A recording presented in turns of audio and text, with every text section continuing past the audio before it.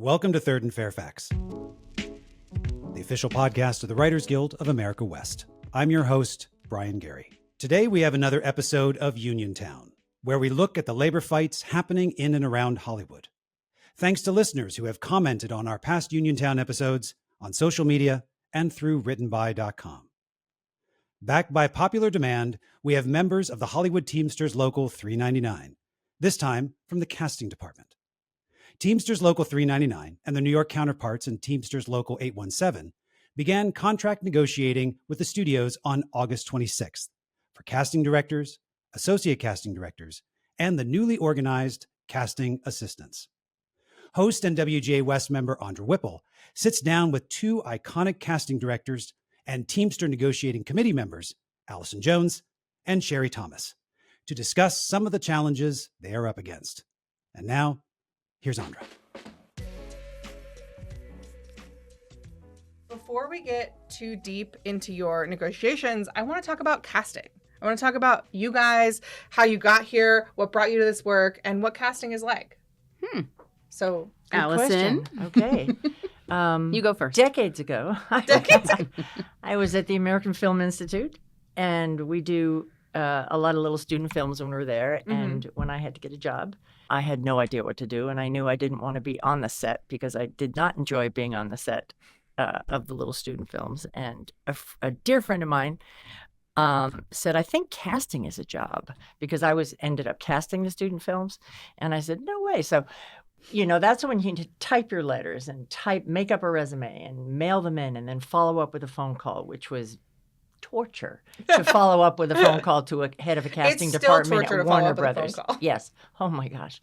And I went down to get the Backstage West. Wasn't Backstage. What's the one at Larry Edmunds? It was some sort of a filing thing of casting directors, and I just wrote to probably 50, and I got 2 calls, and 1 call hired me. So, wow. Oh, the casting directories. Yes, and she was casting Family Ties at the time. So I sort of got into comedy, and in those days you were streamlined. You did not go out of your road. Drama. Yeah, you did not go, including for actors. You did not go off your lane. You stayed there. Wow. But I was always a comedy fan anyway, so that's how I got into it, and that was a long time ago. Yeah, and for people who haven't looked you guys up on IMDb, I mean, you guys have some of the longest, most incredible lists of shows. Okay, Allison is incredible. She is the greatest. Like, I knew your name before we ever came into this room, because seriously, I've seen you on every show I've loved, every show that inspired me to become a writer. Like, it is incredible how many careers you've started, how many shows you've shaped with what you do. And I think that people often don't give casting, the credit that you guys deserve, because it seems seamless, but in truth, you guys are bringing these people together for this script that, like, even as a writer, we maybe have an idea of who we want, but we probably can't get that person. They're in Ibiza, whatever. You guys bring all of these people together. And that's really the extent of what I think most people know about your jobs, but there's so much more underneath the surface, right? Yes. Like, there's so much more you're doing. Yeah, and I think that, it starts with the writing, obviously, and if it's not there, we have nowhere to go from, but nothing is happening on set if there are no actors to shoot. Yes. Yeah. You know what I mean? Yeah. It's like nothing moves without a crew. Nothing can be shot without actors. So we are usually the first phone call after something has started. So. Yeah. And how did you get into casting? Oh, how did I get into casting? Many decades ago, I got in my Toyota Tercel EZ stick shift and drove cross country with $150 from Massachusetts. Wow. Yeah. Yeah, we discussed it. I just decided that even when I was a little girl, people would say, well, what do you want to be when you grow up? And I would say, I'm going to be in Hollywood. I didn't know what I wanted to be, but I just knew that it was, I'm sure I knew what I thought I was going to be, but most people outside of Hollywood don't realize the incredible amount of work and jobs, the number of people that your favorite movies and TV shows are built on. Yeah. The thousands of people who are putting in the work to get that product made. And once you get into, once I found the path, which took a little bit of time, but it was within 2 years, I was interning in a casting office, knowing nothing about the process of it or what sides were or what, anything was. I realized over time that when I would play sick to stay home to watch 9 to 5 on HBO, because you could look up in the HBO guide and see how many times it would play. So I would watch it back to back. I was like studying, or when I would watch reruns of Happy Days or Laverne and Shirley or any of those shows, I was studying. And it was magical for me. I couldn't get enough of what they were doing and the joy that it brought to me.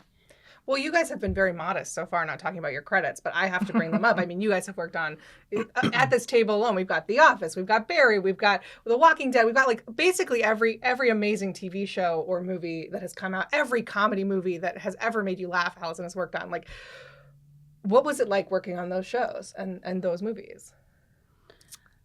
Well, I'll go first on this one because yours is much longer, and then we can get to Barbie. But that little movie. But it's funny to Allison's point. You were kind of put in your lane, and my business partner and I, Sharon Bialy, we just celebrated our 24th year of being together as business partners, and obviously things really shifted for us when we did Breaking Bad. That kind of changed course a little bit, and then was Walking Dead, but we could not get a comedy to save our life. And I started as an assistant in comedy, and I always loved it. We couldn't get general meetings with the casting executives. They just didn't see us in that way. And then an opportunity, I saw that Danny McBride was going to be doing a new show, and I had just had a baby and was watching Eastbound and Down, and I felt like a human being again, like laughing and enjoying, and I was like, I'm going to work with that fucking guy someday. I have to. So I, figured out a way, and I was friendly with one of the actresses from Eastbound and Down, and I said, look, I don't know if he uses somebody on the regular, but if he's going to be meeting people, do you think that we'd be a good fit? And she was like, yes. And so I, sent my resume to her, our resume to her, and then she forwarded it. And it was like 4 weeks later, we got a call that said, hey, Danny wants to meet with you. I mean, HBO was like, Danny McBride wants to meet with you. And I wept. And then that shifted and changed it. And now we've been able to do this beautiful balance of drama and comedy. But I also think the writing and the content is starting to merge and mesh. Yeah. Yes. Things are really sort of, it's not as separate as it used to be. Mm-hmm. But also just to say, that was Righteous Gemstones, which is one of the best cast shows Well, that was Vice Principals. And then on to Righteous Gemstones. Correct. Righteous Gemstones, incredible cast. I mean, incredible. And fun. Really fun. They work so well together. Oh my God. And so hard. Those people work so hard. Yeah. What about some of your favorite shows that you've worked on? Well, my favorite project was the first one I worked on was Family Ties, which was with Judith Weiner. And she has a famous story of literally almost twisting David Goldberg's arm to go with Michael J. Fox. Because I believe it was Brandon Tartikoff at the time who said, you're never going to see him on a lunchbox. And I think what it was, there was also a good story about a Michael J. Fox lunchbox that Michael J. Fox got. Wow. So Judith literally twisted Gary's arm and argued about hiring Michael J. Fox, and the rest is history. Yeah. So there's a casting story where that impressed me so much that it wouldn't have happened without the casting. Yeah, I realized, wow, so that's what we do. We fight for actors that we really like. Mm-hmm. Yeah. So Family Ties was always my favorite job, also because David Goldberg was amazing, and I was a casting assistant then. But anyway, fast forward to probably Freaks and Geeks, which changed my career. Thanks to Judd and Paul. Freaks and Geeks was the first time they did a show about, freakish teenagers. Yeah, it was weird up people. until then. It was beautiful kids on the WB. Yeah. And that aired, and nobody watched it, but people paid what attention. a launching pad! What a launching pad! Yes, and that's also how I learned how a casting person can make a difference, because certain people didn't want certain people in that cast, and NBC didn't understand anything about casting two guys with brown hair who were geeky. How could the audience possibly tell the difference? Well, one of them is 6 feet, one of them is 5'2", But that's the level of explanation. But I that did you learn have on to do. Freaks and Geeks, wow. it makes a difference. Anyway, that took years to get popular, I think, Freaks and Geeks. Oh, But yeah. that led me pretty much to my office interview. Greg Daniels said he liked the way Freaks and Geeks was cast, and I got that job. And then after years of tolling, I started getting calls instead of having to go after stuff. Getting calls for the Freaks and Geeks and The Office kind of casting. Wow. And I would also say, to what we were saying, that we're kept in the same lane, so many directors who I worked with in television would not call me for their big movies because, Wow. God forbid, TV do a movie because, Yeah. you just can't do it. And casting executives would not approve you. So what was your first big movie? Or movie that you feel... A movie called Deep Impact. And I cried Yes. when Leslie Feldman called and said, we're going to hire you for Deep Impact. I owe her everything. Wow. She has because she also hired me for Freaks and Geeks. She has no idea how I hung up that phone and cried because all I wanted to do was a feature film. Wow. Being guilty of what studios were being guilty of, putting feature films above TV. And now TV are the new feature films. And I'd love to see that switch off. But anyway. it's such a beautiful parallel of just like how emotionally tied I in we all are to cried. these careers. Yes, how I got a big meaningful this feature. work is for all of Yes. us. Yeah. How important it is to us, and how important it is to the people who watch it. I mean, Yeah. that passion is reflected. From, And the ones I cried that I didn't get, that was even That funnier. too. Yeah. I just I had think one I of cried those. twice. Yeah, it was either one or two. We still once get or twice. rejected. Yeah. So let's talk about like some of the challenges that the casting department faces. I think a lot of people maybe don't even know that you guys are doing so much work behind the scenes, but what kind of things are you facing as you're, you get a movie or you get a TV show? How does it work from there? Well, I mean, I think so much has changed over the past 10 years and maybe even more. And while technology really has supposed to have made it easier in a sense, it has really put more hindrances, There's in so the many way more for pieces that you have to juggle in that case. Yeah, I mean, I think that there are more people involved. It isn't just you sitting with the director who then we just go to the studio or the network and say, this is who they want and off you go. I mean, there are lengthy chains of commands that you have to go through. Doing a standard guest star deal is now, 27 emails back and forth with an attorney getting involved. And I'm not an attorney, but now I'm like, dealing with attorneys. It feels, in terms of what we are the actors that we're able to reach, since primarily the pandemic, but we had been doing self-tapes and online, not Zoom, but, online auditions, back to network pilots, I guess, but really The Walking Dead. It has changed the amount of actors that we can reach and that can reach us. And everything is uploadable. So we don't have to worry about like cutting tapes and dubbing tapes and, VHSs, which was, definitely a thing. But 2 in the morning. 2 in the morning. Copying VHS in real time. Logging everything. I mean, But it sounds like crazy. the scope of the work has gotten bigger in some ways because of technology. You have more actors you can see. It's a lot of people on the labor. chain. Uploading, it's a lot of leg work. It's manual labor and data entry. A lot of it. I mean, it's creative. It throws me off my game. All that stuff. Yes. Yeah. It's And very we have administrative. game.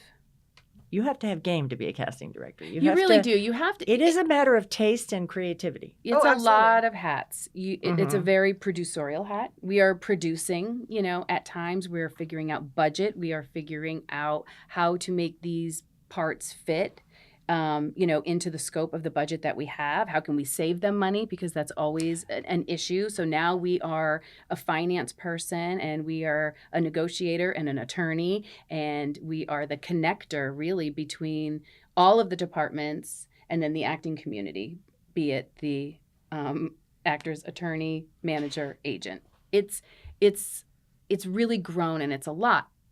That said, we're all still in it. Yeah. Because we love it. Yes. And so we're here because there's nothing else I want to do than to be a casting director. Right. Nothing. Yeah. Right. Well, and I think people maybe don't even realize that there's a whole department also, that this is not just one job, that there's like several people that contribute We have to the preserve overwhelming... what the department is, and we haven't been considered a department, you know, until, again, really forcing the issue. You know, there was a time when you would do a pilot, and when the networks were doing 25 pilots and you were doing a pilot, it was the casting director and an assistant. That's what you were given, right? There wasn't even a casting associate. That was sort of like that didn't exist. Fought for it. No. You had to really, and then the more they heard it, the more that we were able to say, what is required for this job is the casting director, a casting associate, and an assistant. And once casting directors were able to negotiate that on their own, it started to become the norm. But, you know, we shouldn't have to negotiate for the bare minimum for the tools that need to do the job. Yeah. If somebody is a painter, right? What do they need? You don't have to fight over every paintbrush. They need something to paint on. They need a paintbrush and they need the paint. You take one of those away, you have nothing. Yeah. You have nothing but a person standing there. So if you want us to do the job and do it to the best of our ability, we need to have the tools to do that job. And the tools to do that job is a department. But I think it's really important that you pointed that out, because so often when we're talking about negotiation, I think people feel like we're playing defense. You know what I mean? We're protecting what already exists.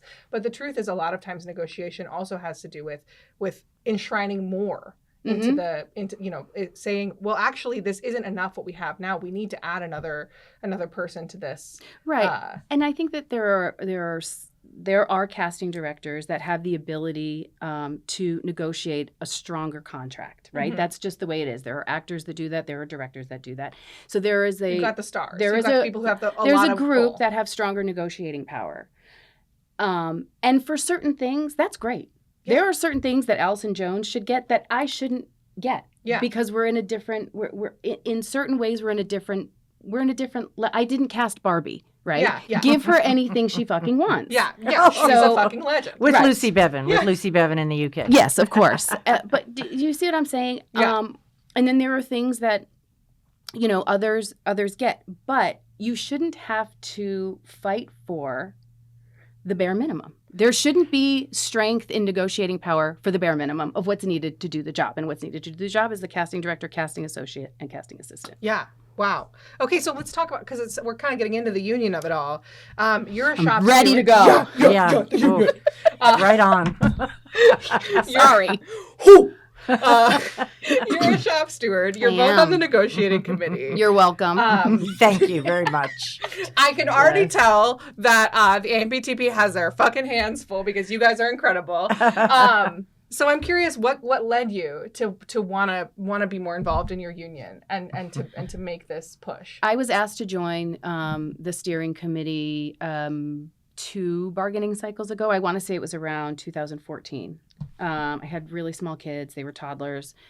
We were extremely busy, and I just kept saying, "I don't understand why you want me there. I don't understand why you want me there." And it was Tammy Billick, who is a huge mentor in my career.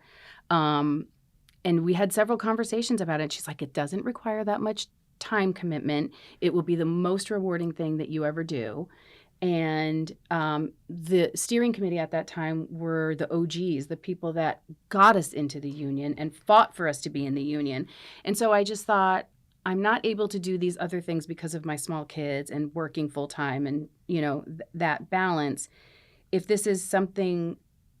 If me being there helps, then I want to be there. Yeah. And so for 2 bargaining cycles, I really contributed only when I had something to contribute. And as this last bargaining cycle was coming to a close, there were a few of the people, a large portion of the committee was moving on. They had served their time, and it had been 10 plus years, you know, almost. And they said to me, would you consider being the shop steward? And Lindsay got me at the SAG Awards, and she was like, you're going to do it, right? And I said, I just don't. She's like, you're doing it. I said, okay, I'm doing it. This is what I'm going to do. And I couldn't do it alone. So for the first time, I said, can we have 3 shop stewards? Yeah. Right? So it's myself and Monica Mickelson and Anya Koloff. And so we share the duties. And we decided we were going to do things a little bit different this time. We curated the steering committee, and we really developed groups of different casting directors.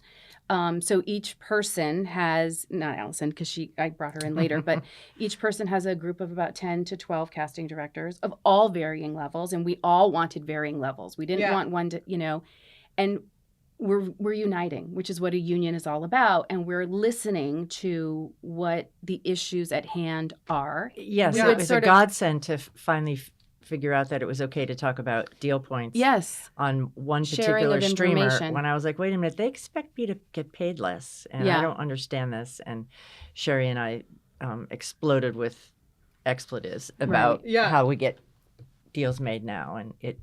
Well, this is such a classic union story, though, for both of you, too, because, like... I had no idea that I would have been backed up at the time for years by other people that said, you need to get this, you need to get that. I had no idea what I even could get in deals. Right. And then when it started being, wanting to go back down on my pay from a similar project at the same streamer, they wanted to pay me less. So let me get this straight. Like, you're talking about, like... First of all, let's say her name again.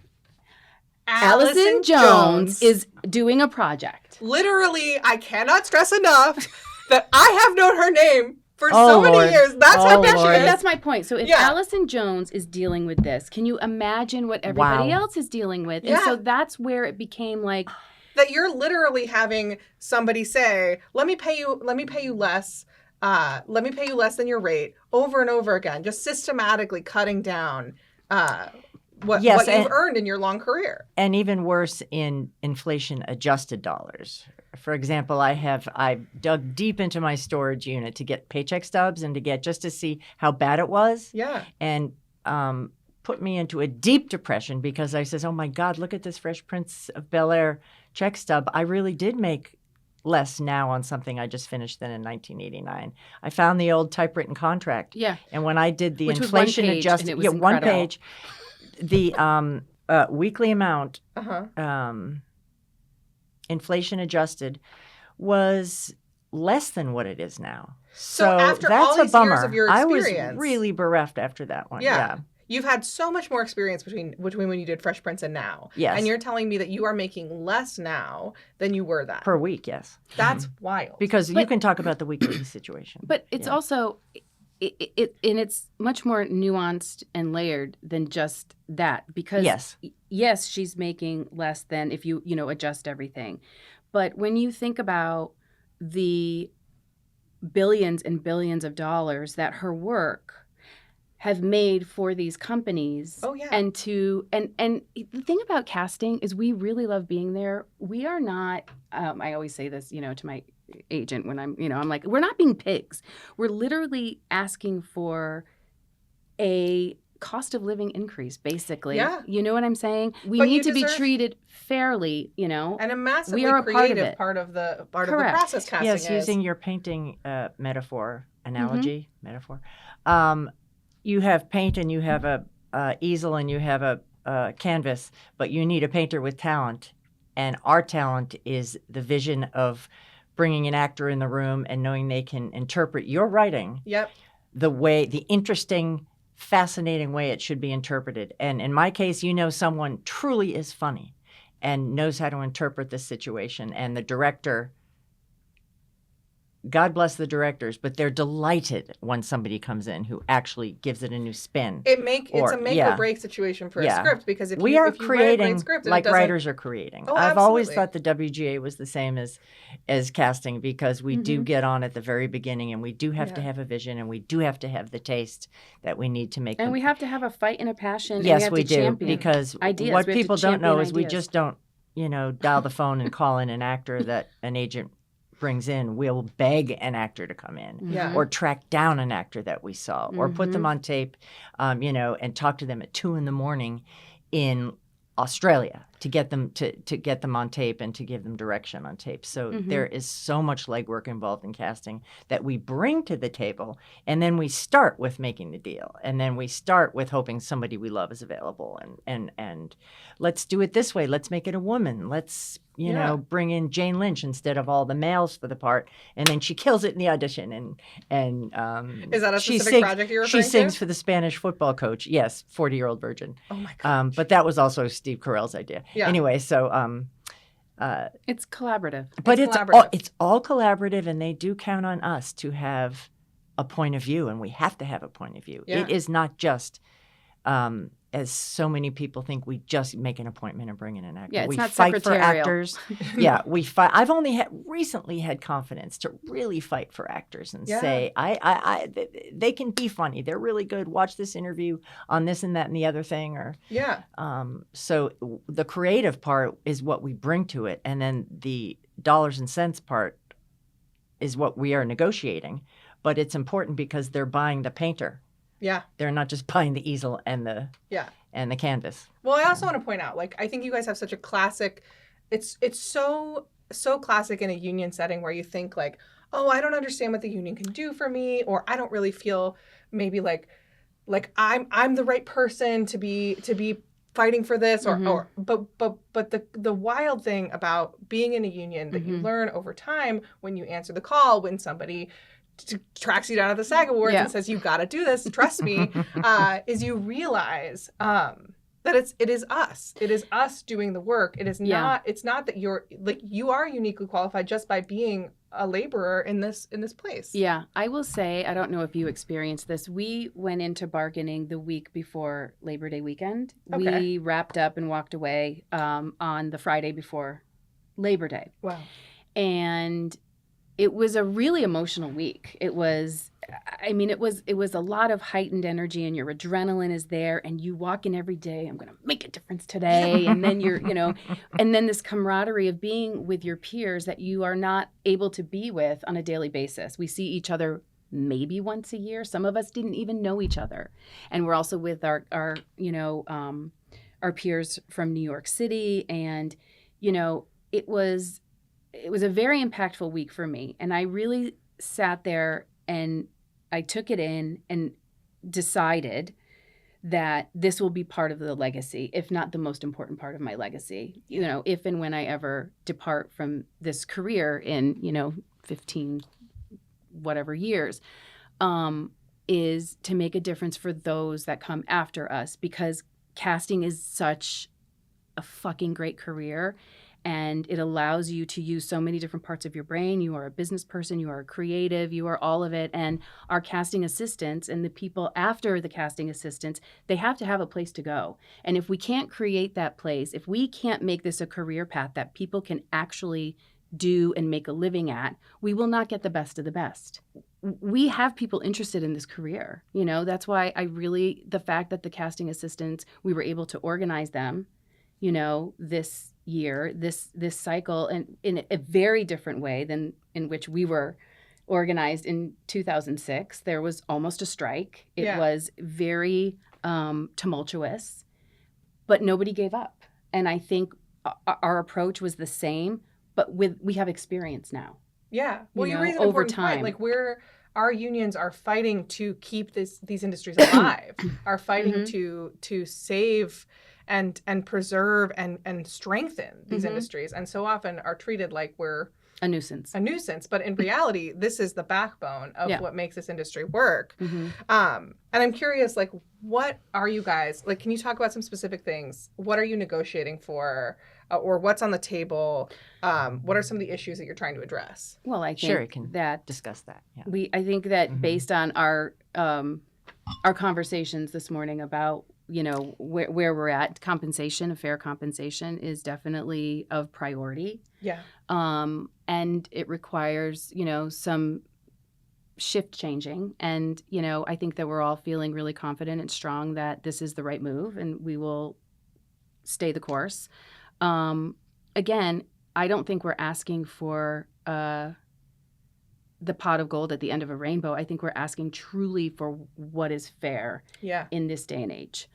I think to be considered as a department, as I've already stated, our casting associates, our associate casting directors are integral part of what we do on a daily basis, as is the casting assistant. And if you look at any other department in our industry, Allison, you were just saying this about going to the creative arts the other night. Oh, wow. These departments, the wardrobe department, the lighting department, the sound department, they're huge. They're massive. Sometimes they're 10 plus people.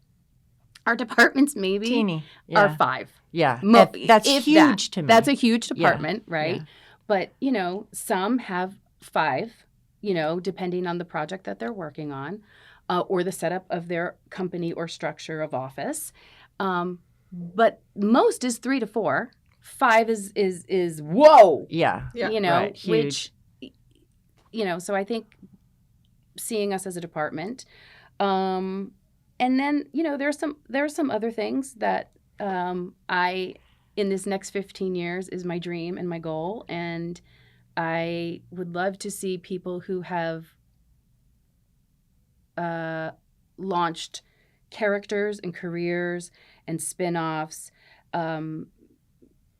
see some kind of bonus structure or compensation as a writer would or a director would. Yes. Yeah. Because it is life-changing for anybody. Yeah. And I'm talking about a teeny tiny little piece. Yeah. Oh yeah. If you had a teeny tiny piece of The Walking Dead or of The Office, I mean that turns into a big chunk of your retirement. Yeah. You were just talking about the casting assistants. Casting assistants just recently organized with the Teamsters. Mm-hmm. So can you talk about the significance of having everybody in the department under the Teamster union? Well, when you are overhearing your assistant talking about her health insurance about to expire or coming off of her parents or their parents or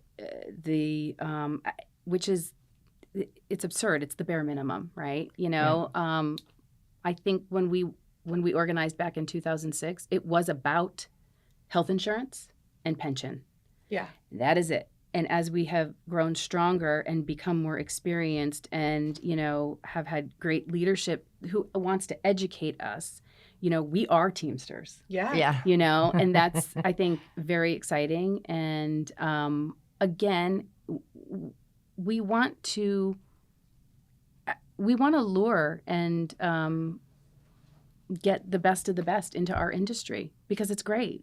But if they can go down a different track, if they're interested in the industry and they look at casting or they look at the AD track. Yeah.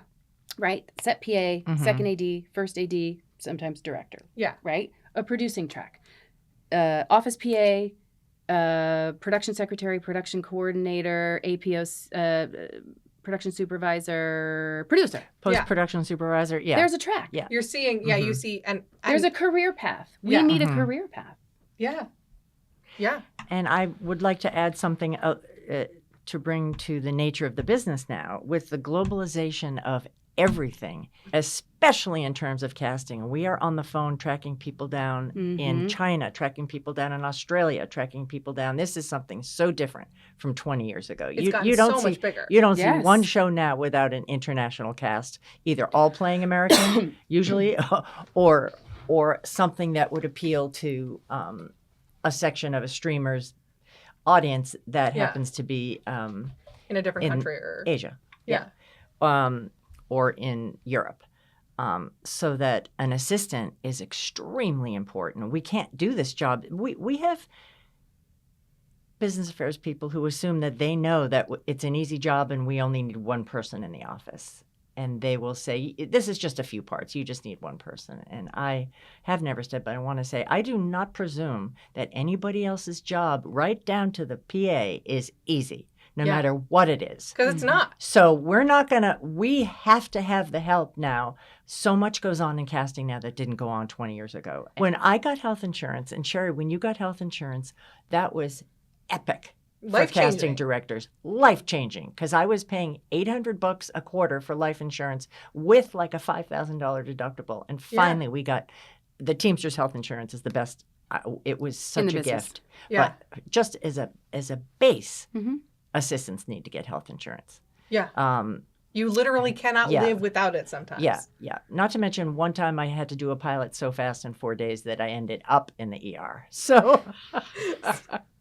So they and I better didn't at have least health be giving you insurance health at the insurance. time. Yes, it's a job thing. Yes, Yeah, it's workers' it's a job comp thing, and only in this. I still have to pay for my own workers' comp for my office. It just doesn't. I know. In this industry, there's so much taking advantage of the quote unquote freelance model or whatever you want to call it. Yes. And I think it's only gotten worse in the past, in the past several years in some ways, because we have these streamers coming in who sort of are looking to nickel and dime in every way possible. Yeah. And the past 3 years has been rough, making sure you can hobble together jobs for me. Yeah. Yeah. To make sure these wonderful people are employed, and I don't want to lose them. Yeah. So, I have a great staff, and I don't want to lose them, and I want them to be able to pay their rent. Yeah, because you're a human being, and you care about the other human beings that you're working with. It's also just an extension. We want actors to be employed. Yeah. We love actors. Mm-hmm. And the best thing about my job for me is to get someone I love a really good gig, period. Mm-hmm. And then also to have the double bonus of knowing that they're going to be effing great. Yeah. And frequently, we're the ones telling the director, they didn't read this line right in the audition. So we want to have everybody treated as though they're going to be treated by a good employer, the way we want to be treated. Yeah.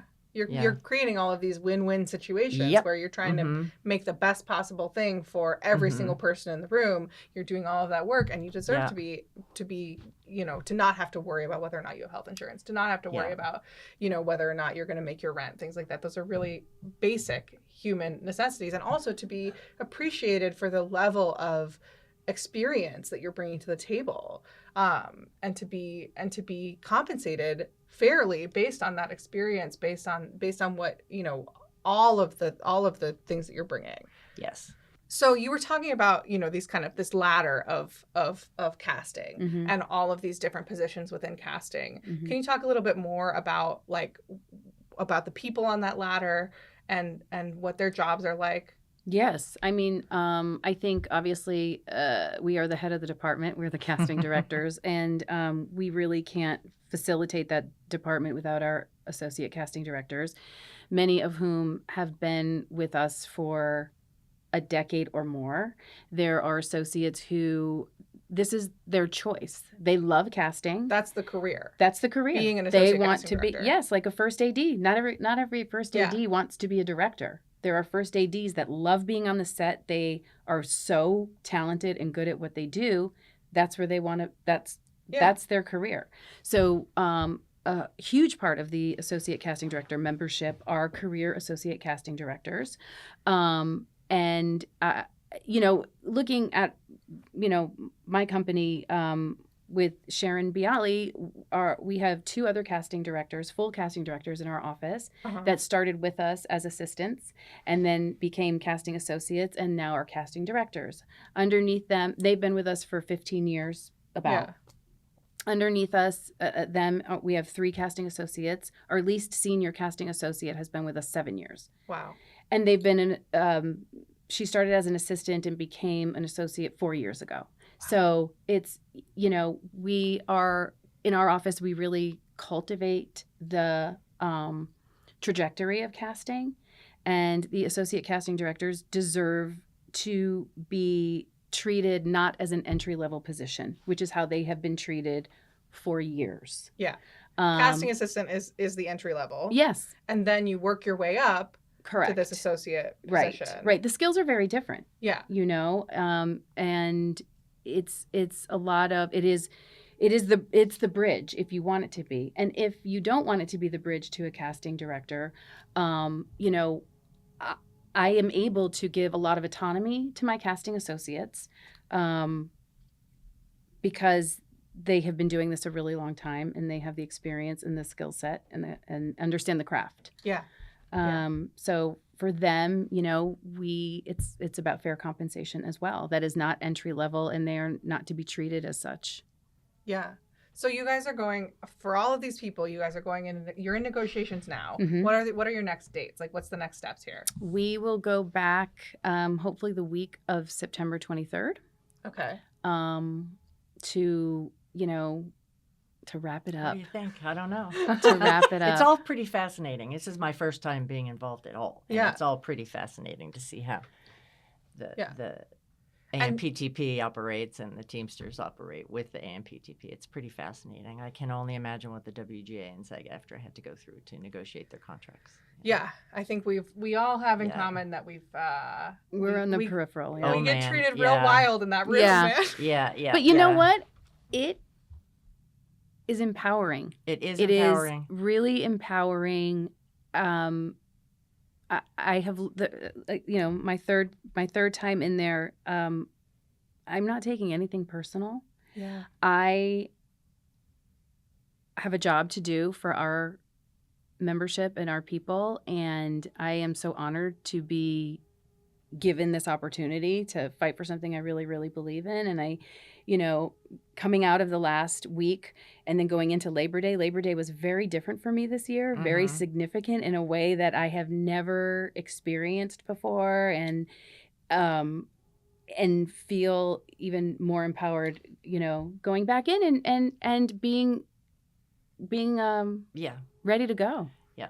Mm-hmm. Yeah. I think the identity of realizing that you are labor. I think so many times we're divorced from that. We're kept so separate from that idea that our work means something, that our work is just like all other work. It all has dignity and it's all important. And I think it's so beautiful when you finally realize how much you are a part of that. And I would say 90% of this industry does not realize that casting directors are Teamsters. And that's why you have the great shirts. And then we have the great shirts, Casting by Teamsters. Yeah. It was, they were the only ones that took us. They didn't know what we do. I think a lot of us don't know what we do. Yeah, a lot of us don't. For the most part. And I don't know the ins and outs of what other, disciplines do as well. But most people just think casting is very glamorous. Oh God, yeah, they think it's very glamorous, and that we go to parties and we know all the movie stars and can get them to do projects. Yeah, but that's what this season of Labor is about. You have to have savvy as a casting person too. You have to really be a producer and have a lot of savvy to get something done frequently. And we also have to educate so many departments and studio heads on what we've seen in the past, our experience, and that we can bring to the table. I have always said, you don't want a DP with no experience. You don't want a casting director with no experience. And also, I never would have been as confident as I am now without being an associate and being able to sort of cover a project and being able to suddenly I'm given the responsibility of actually picking the actors who are going to come into the session. And you live and die by what an actor does in the room. So it's like my biggest anxiety comes from they're going to pick the wrong person. No, they're going to pick the wrong person. There's too many people out there. They're going to say, no, the safest choice is this choice. And so that's my biggest worry, always the casting person. They're not going to pick the right guy, the right gal. Because do you feel confident most of the time? Like, I know exactly who the right person is? I don't want to say exactly, but usually a very strongly opinionated, Yeah. And I'm sure you do as well. Yes. And it's heartbreaking when I think the mistake has been made. And I've been wrong before, but not that much. Well, which as a writer, I think that really kind of... It's very empowering when you do pick someone and talk them into someone. You know you can do it, they can do it, and then they shine. And it's also because I think a lot of times studios don't have... They need risk-free things. And to me, the best casting is risky casting. Yeah. And especially risky in comedy. writing, especially now when we need risk-taking in creativity, or else everything is just going to fall flat and companies are going to fold because they no longer have an identity, et cetera, et cetera. I think our experience so often as writers is they'll say we need our Game of Thrones. And it's like, actually, the reason why people liked Game of Thrones is because they felt like it was new and fresh and original. Mm-hmm. So maybe you don't need your Game of Thrones. Maybe you need something new and fresh and original. Exactly. Sherry, is your favorite sentence when you're in a casting situation when a producer or director or a studio exec says, there must be somebody we haven't thought of? Because they just think you're there to bring in millions and millions of people. And I usually say, well, I haven't thought of them. I don't know who it is if I haven't thought of them. Yeah. But well, I'm curious, as a writer, I think writers are very curious. First of all, how can we support Teamsters in your negotiations? Mm-hmm. And also, how can we support the casting department, in our daily life as writers? How can we think of you guys when we're writing?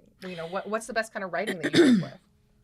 Oh, I mean, all kinds. It's just it resonates or It doesn't. And when it does, it's really magical. I think trust is a really, from the creative perspective, when a writer trusts their casting director, I know it's really fun to sit in a writer's room and come up with a list of actors that you think would be the best for this part. When we get those lists, either they're already on our list or they are not available or they would never do it because the timing isn't right.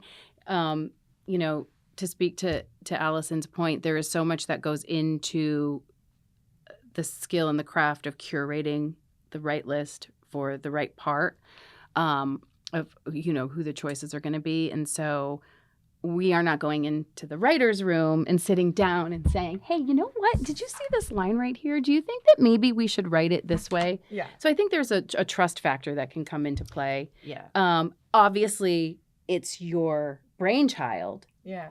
But let us challenge you, because that's the best part. I mean, magical things happen when we are challenged, much like us as Teamsters. When we are challenged, when we are faced with challenges, we come together, and we have. We are more united than we've ever been. Casting directors are talking to one another. We are creating camaraderie, and we are definitely more powerful when we are united. And so I think just understanding what our contribution is to this industry, and it's a meaningful contribution, and we are just asking to be treated in a meaningful way. Yeah, I think we can start in some ways by respecting what you guys are doing and really noticing it and seeing the value that it provides.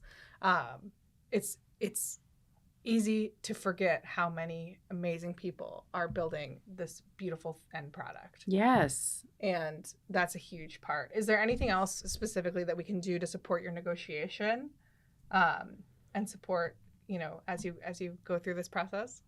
I think it's showing the support, not just saying, oh my gosh, we love casting directors, they're so great. But really, if you are on social media and you see casting directors posting, or you see somebody else posting, you can repost it. You can, put your own voice into it. It doesn't have to, be a repost.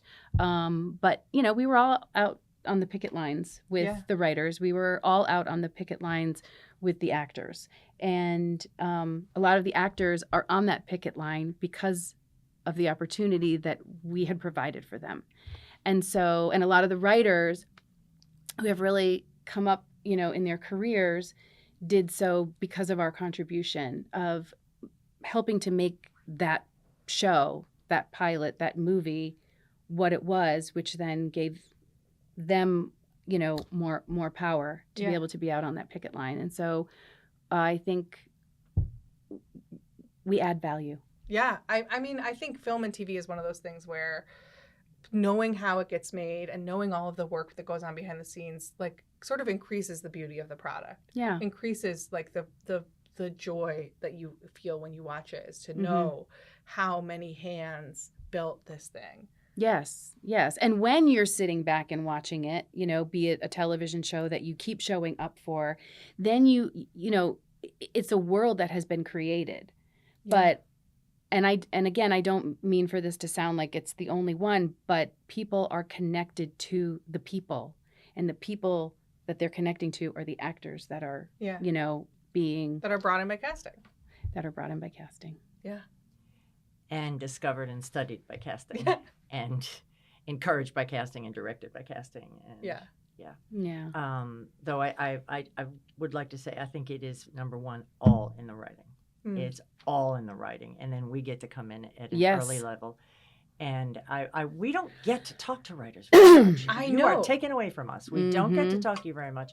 TV, there's writer, producer, directors, yes, and showrunners. Yeah. But in movies, we don't get near the writer. And it would be so great to be able to talk to a writer versus the first person we talk to is the studio executive.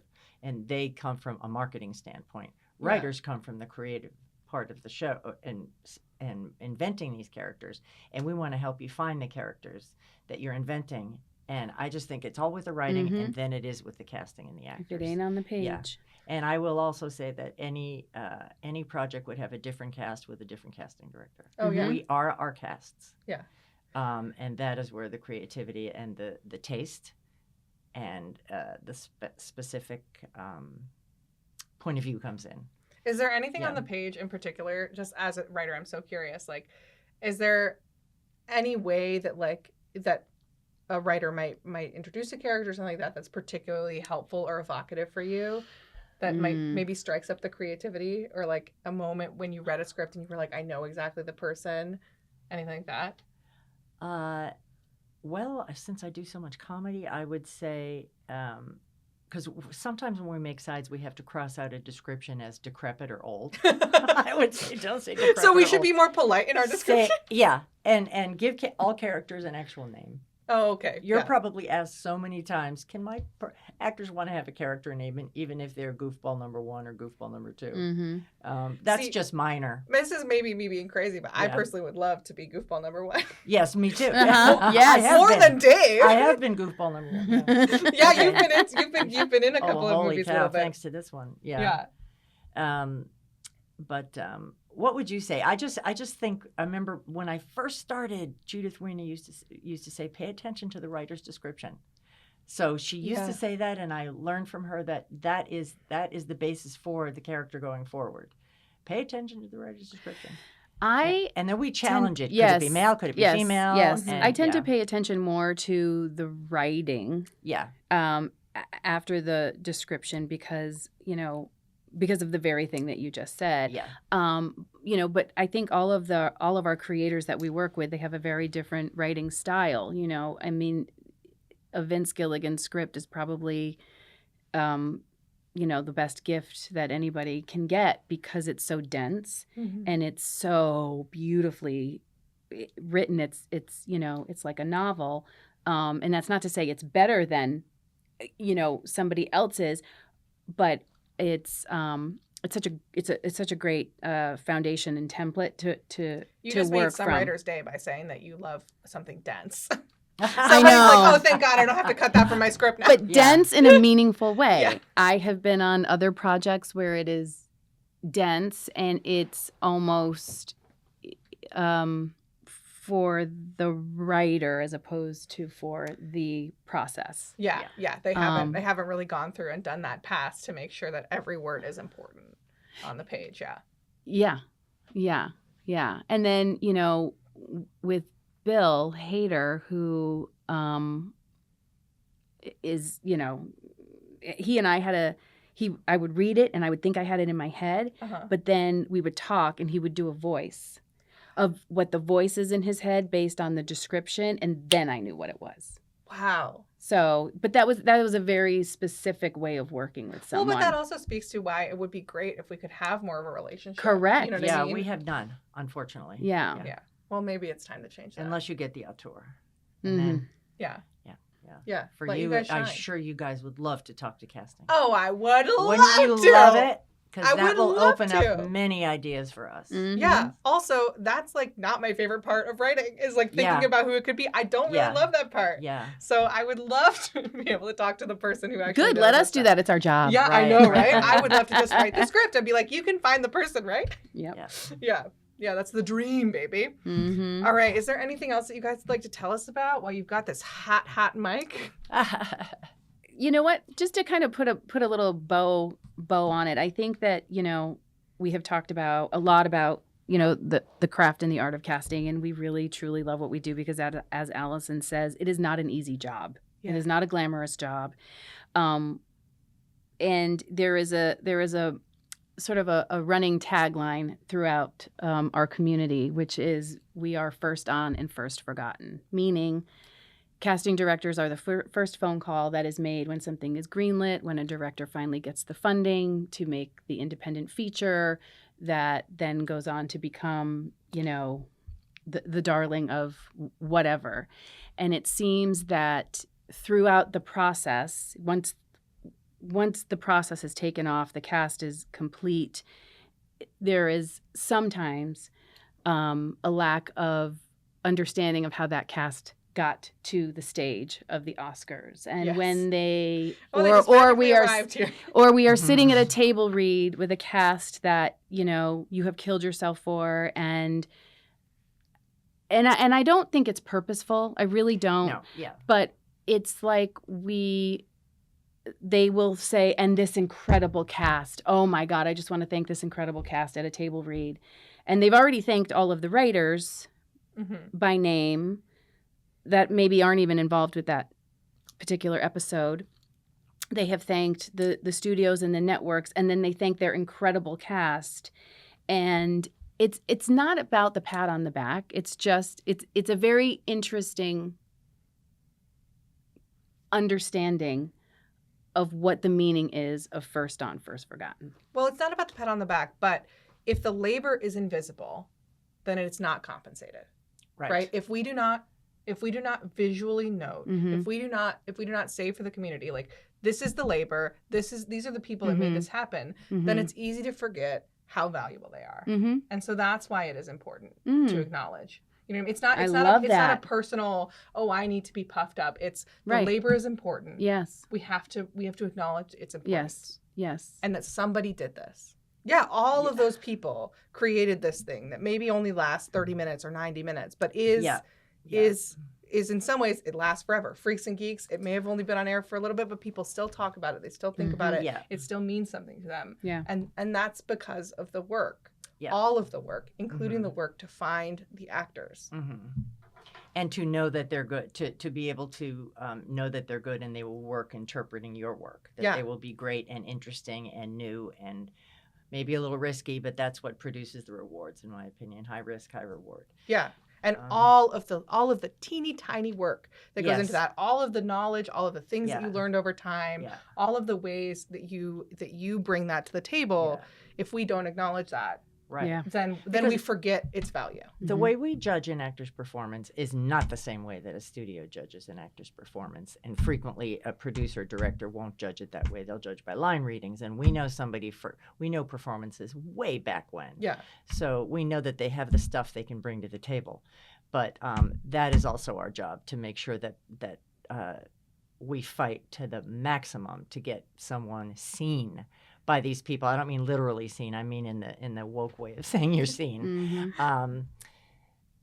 We get these people seen by a studio who will say, "Oh yeah, that old audition, they were pretty good. They were pretty funny."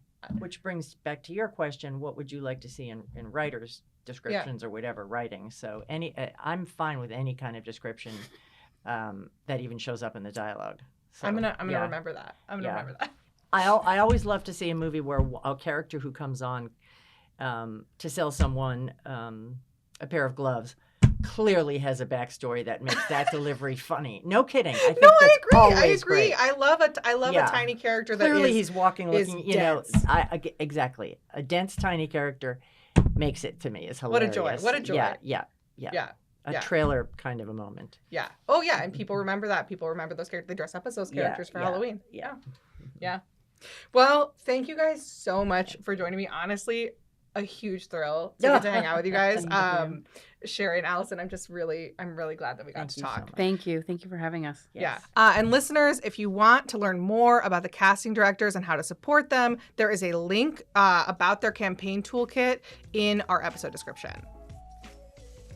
Thanks for listening to this episode of Third and Fairfax. You can listen and subscribe to Third and Fairfax on Spotify, Apple, and Libsyn, and watch us on the Writers Guild of America West's YouTube channel. If you like this episode or have a comment, email us at podcast@wga.org. Also check out writtenby.com, the Guild's online publication, for more on writer craft, career, and union life. And see you next time.